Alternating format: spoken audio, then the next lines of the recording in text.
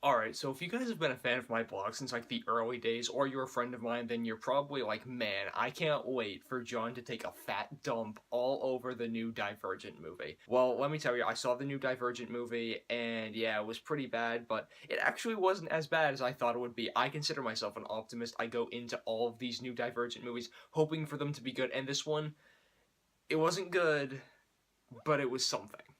So let's get the main positive out of the way because there's a lot of negatives to talk about, but I will say, in this movie, the story was actually cool. I'm not saying the script was cool, but the story was cool. Like, whoever sat down in a room and just said, we're gonna do this, we're gonna do this, we're gonna do this, we're gonna do this. These are the four things we need to accomplish in the movie, and we're gonna get those done. Whoever said that, great job, because you came up with some cool points, man. Or maybe that's credit to the author of the book, because I forget these things are based on books, so but congratulations to the author then, because you came up with a cool story for this one.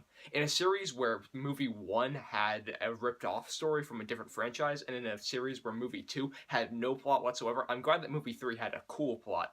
That being said, there wasn't much else to really like in this entire movie because you take that plot, you take the general idea of what's going on in the movie, and you try to translate it to a script. And the script for this movie was absolutely terrible. Whoever wrote this movie, you feel like he was working on something else at the time, like he was writing the Justice League or something, and then he wrote this movie in like 5 minutes of his free time because this movie has really terrible dialogue. Like, the amount of cliche dialogue in this movie is absolutely insane. There's one exchange later on in the movie where Jeff Daniels is just like, you better help me out, and then Miles Teller's character is like, what's in it for me? And then Jeff Daniels' character is just like, I'll give you anything you want, and Miles Teller's character is like, really?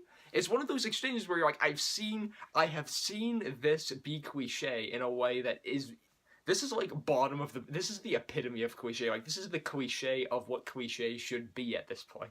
Speaking of those actors, though, how is the acting in the movie?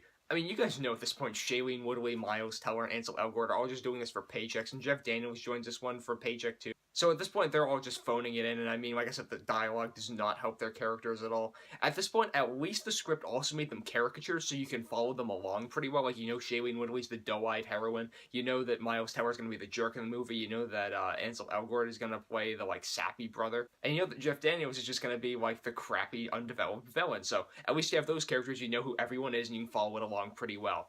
The one other thing in the movie that I really liked, though, was Theo James. Theo James, a guy I have also been crapping on since the beginning of the first Divergent movie. I've always said, this guy can't act. A fire hydrant can act better than this guy. He's so stiff in all these movies. He has nothing going on. In this movie, he was courageous. He was heroic. I really liked how he played off of all the other characters. So congrats, Theo James. You were one of the better parts of this movie. Like, all the characters played off each other fine in this movie, but like I said, the dialogue just drains so much out of it for you. You're watching this and you're like, somebody with some talent should have written this and it could have been a good movie. That and the direction just goes completely off the walls. There's no suspense developed. You know exactly what each character is going to do. You know exactly what twists are going to happen. In a movie where the script was already bad, the directing wasn't that great either. I mean, the director probably just saw the script and kind of threw in the towel, didn't really try for most of it. Because, like I said, the actors were just kind of, you know, there, and then the director was just...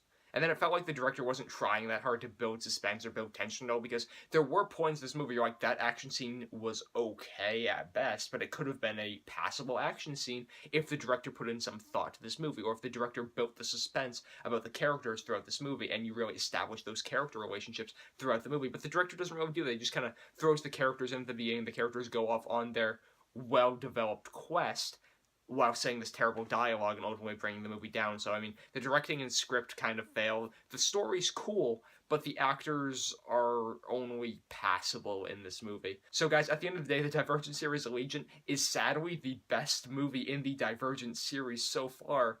And I mean, each movie's getting better, but it seems like at this point it's never going to transcend into the realm of good. I mean, I'll say this though, on the range of A+ through F- scale for like my grading system, when you pass from C+ into the bad movie range and you go down to F, the C range is the movies that like you don't really care that you saw, then the D and F are the ones that you're really mad you saw.